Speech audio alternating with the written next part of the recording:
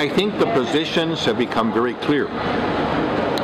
I think on the matter of the second commitment to Kyoto, that you have the European position that they would accept a second commitment period as long as on the Bali Action Plan LCA side there would be equivalent commitments on the part of the non-Kyoto Annex I countries, read the United States, as well as major developing economies.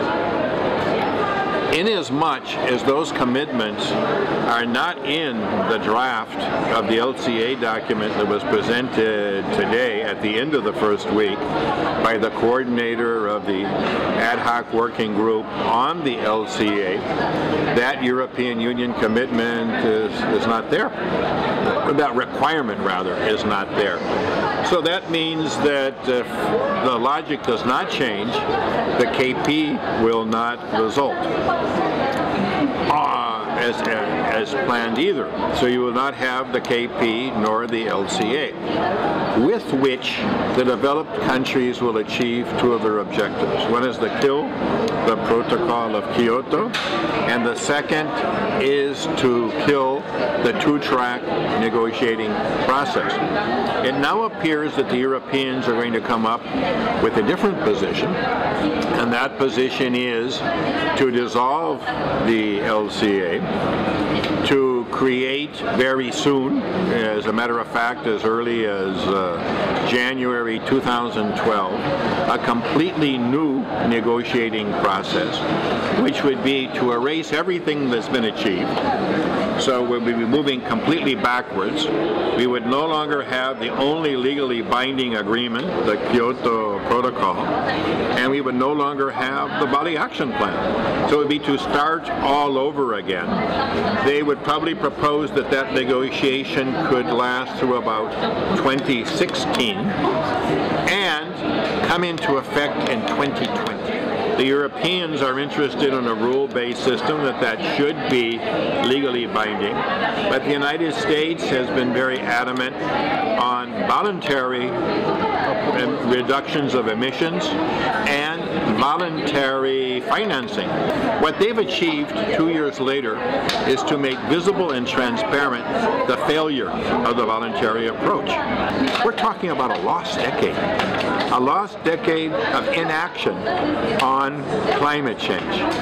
That, added on to the historical responsibility for causing the phenomenon from 715 onward, which should lead to some kind of historic responsibility fund in which there could be a one-time payment that could be payable over many years for those who have caused the problem, to deal with the costs of the damages and the adaptation needed by poor developing countries, especially considering that on the finance side, the $30 billion that was announced in Copenhagen has not appeared for the developing countries.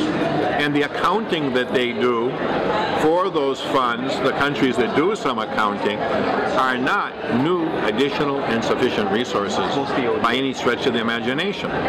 Then with regard to the $100 billion a year beginning in 2020, we were informed after the announcement of that was a goal and not a commitment, that this would be public and private funding that would be used through different channels. That was announced at the third meeting of the Transitional Committee of the Green Climate Fund in Geneva, where the U.S. representative stated that that $100 billion per year was not to be confused with the Green Climate Fund. We really haven't gone through it completely yet, but it's very apparent that the commitment of 30% or 40% reductions is not there. So that is the most significant absence. So really, the obligation, the requirement that the Europeans are asking for would be a commitment for reductions is not there. And as we know, the voluntary reductions offered by the United States, even under the Copenhagen Accord, were 17% based on a 2005 baseline rather than a 1990 baseline, which turns out to be a 3% reduction on a 1990 baseline. So really, we're dead in the water in terms of the European requirement as compared to the United States' Copenhagen commitment. And now even that is not in the new LCA, where everything becomes voluntary a la Copenhagen.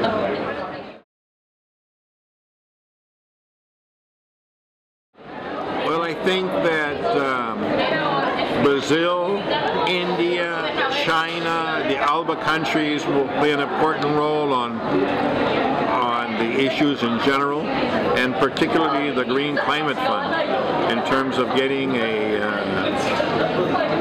covering resolution for the Green Climate Fund that is acceptable to developing countries. South Africa is in a particularly balancing act type of situation, and it's in a balancing act situation because it's the president of the conference. So really, BASIC isn't complete. It's more like Brazil, India, and China, because South Africa sees itself in the role as being the bridge as the president of the conference between the developed countries and the developing countries.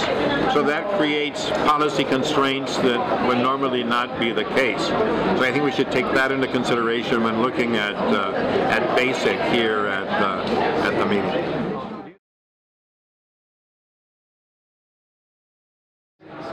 That depends on whether there's flexibility on the side of the chair, because really they talk about reopening the document that was forwarded by the co-chairs of the Transitional Committee of the Green Climate Fund.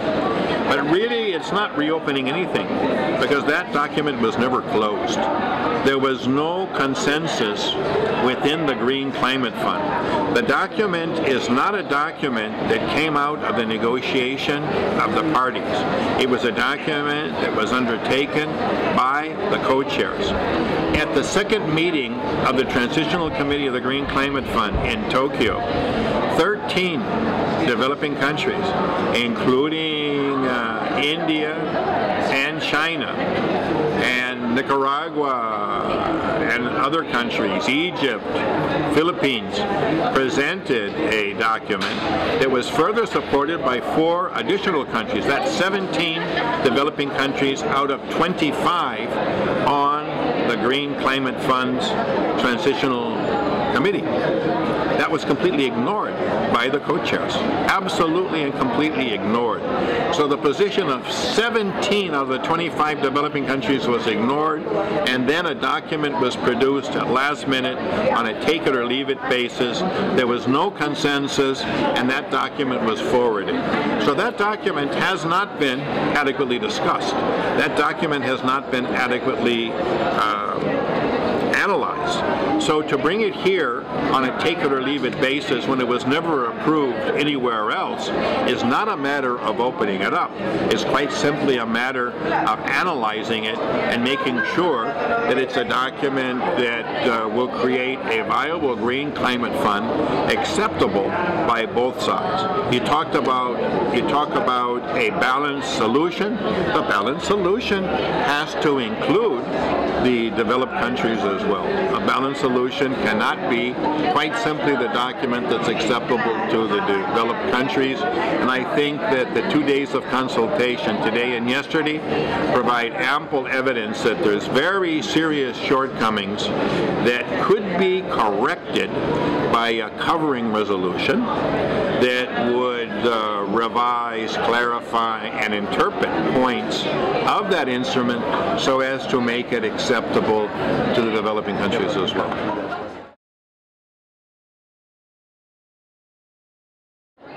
The World Bank cannot have control of the Green Climate Fund. because the Cancun conference assigned the World Bank the role, the interim role, as the trustee of the trusteeship.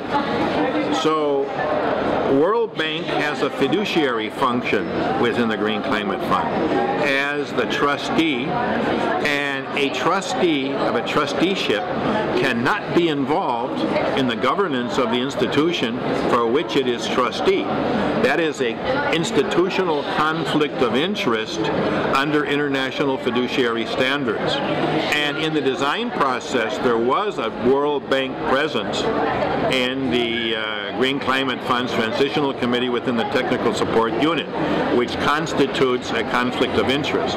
For that to continue and for that to become involved, the World Bank, in the organization or functioning of the Green Climate Fund would be in violation of international fiduciary standards. It would be a conflict of interest. I would just give you one example. The administrative fees for trust funds runs from about 0.5% per annum to 2.5% per annum. Some even go up to 3%. Those are the fewer ones, but they go up to 3% per annum. Who's going to decide if the administrative commission of the World Bank is 0.5% or 2.5%, if that's acceptable, or if that's 3%? Who's going to decide the governance structure of the Green Climate Fund? If the World Bank is involved in that governance structure, we have the difference, let's say if it's going to be 100 billion per year, if the 100 billion is really to go through the Green Climate Fund, which we've been informed that it has not, but let's suppose that for purposes of arguing, the difference would be between $500 million and $3 billion. So we're talking serious conflict of interest. Additionally, it states in the Cancun Agreement that this will be 3 years subject to revision. So there will be an evaluation of the World Bank's role as trustee at the end of the 3 years. This will be undertaken by the Evaluation Committee of the Green Climate Fund. If the World Bank is involved in the design of that committee, or in the terms of reference of that committee, or in the functioning of that committee, that would constitute quite obviously another conflict of interest in terms of being renewed, of getting a favorable evaluation. As a matter of fact, our position is that coming down to the permanent trustee, it shouldn't be a rollover of the interim role, but there should rather be an open, competitive, equitable bidding process to become the trustee. There's tens of thousands of organizations in the world, both in the North and the South, who run trusteeships. So why not have an open competition for the trusteeship? If you have the open bidding process, then the question of the commission takes care of itself, because part of the bid would be, number one, what is the relationship between this bid and the core objectives of the Green Climate Fund? Is this going to advance the Green Climate Fund? Number two, what are the services to be rendered by the prospective trustee, the candidate to trustee? And number three, what is going to be the administrative commission of that bid on the economic side? So one could see the cost benefit of the different proposals by the different trustees and make a rational decision. So here you solve a large part of the conflict of interest issue in terms of the commission by not even having it be an administrative process, but to be part of the bidding process. So we are very strongly supporting that the permanent trustee be subject to an open, equitable bidding process.